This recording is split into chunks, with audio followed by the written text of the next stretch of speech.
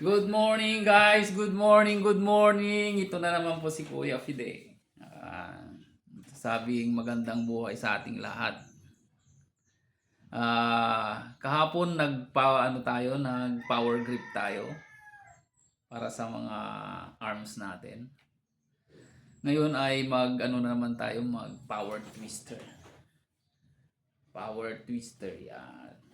Ang power twister po ay ito ay isang bakal both sides. Tapos mayroon tong para spring. Yan, itong power spring niya yan. Ito ang nababaluktot po ito. Nababaluktot ganyan, no? Nababaluktot. Yan.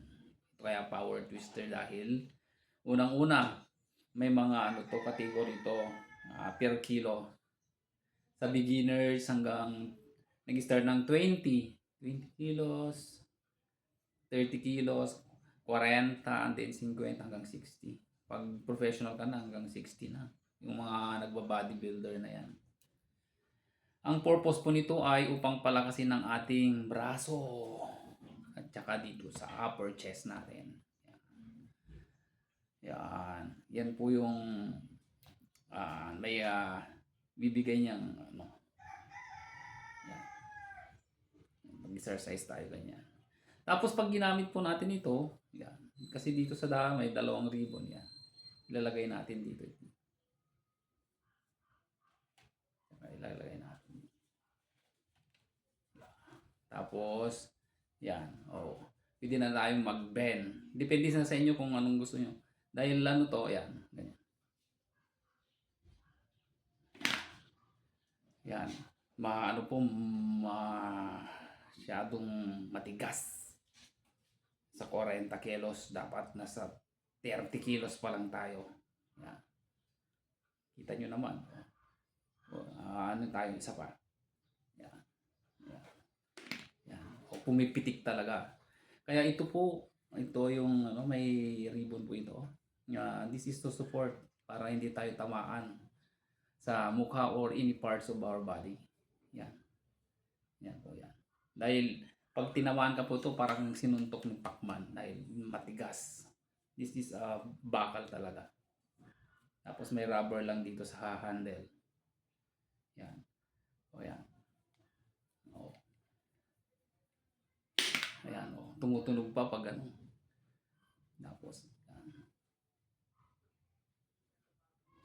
yan, nararamdaman mo talaga dito na titigas yung yung braso mo.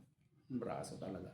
Tapos dito sa upper chest natin. Maganda na to kung diniretso mo ng kasi 40 kilos ito eh. Medyo mabigat talaga para sa mga beginners kagaya natin. Ayan. Try ba mo natin 2 beses. Ayan. Ayan. Pumipitik talaga, pumipitik. Sawa. Ayan. Pumipitik talaga.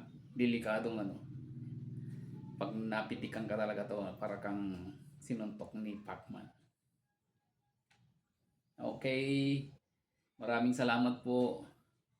Sana ay samahan nyo ako sa susunod na episode natin na naman ng pagpa-power twist. Exercise. Okay. Maraming salamat po. Ito na naman po si Kuya Fide at nagsasabing good morning po sa ating lahat at magandang buhay. Bye-bye.